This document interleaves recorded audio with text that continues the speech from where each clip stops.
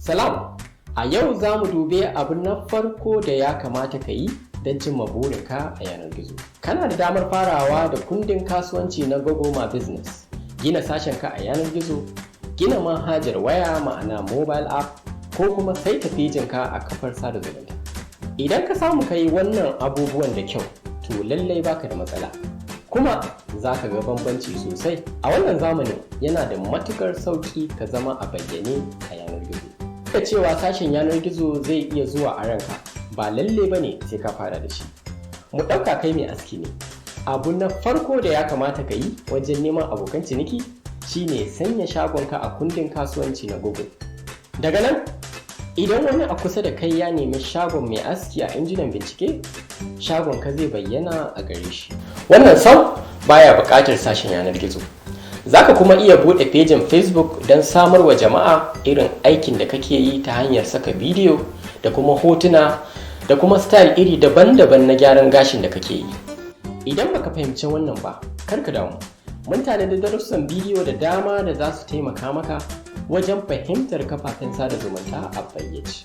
Akwai abubuwa da yawa da za ka iya yi da sashen ka na yanar gizo. Zai iya zama wuri ɗaya da ya ƙunshe duk abin da abokan cinikinka suke bukata su sani game da kai ko kuma kasuwancinka. Ya yi kyau, mu ci gaba.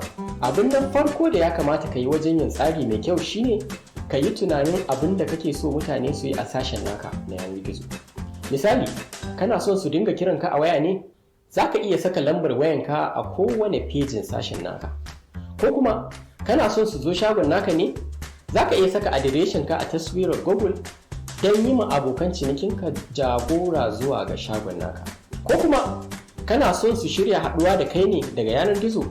Wannan abu ne mai sauƙi a yanar gizo. Daga ƙarshe, za ta iya yiwuwa kana son mutane su iya sayan kaya daga shagonka na yanar gizo su biya ka kai tsaye. Wannan shi ake kira kasuwancin yanar gizo, ma'ana e-commerce, kuma akwai dama sosai a wurin. Sannu za mu tattauna akan wannan a darussanmu na gaba. Sashen yanar gizo ba shi kaɗai ba ne yake taimakon kasuwanci a yanar gizo. A wannan zamanin, 'yan kasuwa da dama suna ƙirƙirar manhajar waya, ma'ana mobile app da abokan ciniki za su iya saukewa kai tsaye a wayoyinsu. Yin manhajar waya yana baka dama iri daban-daban akan abokan cinikai. Misali, za ka iya ƙirƙirar garaɓasa ga tsoffin abokan cinikinka ko kuma don buga ƙararrawa a daidai lokacin da wani ya tsara haɗuwa da kai.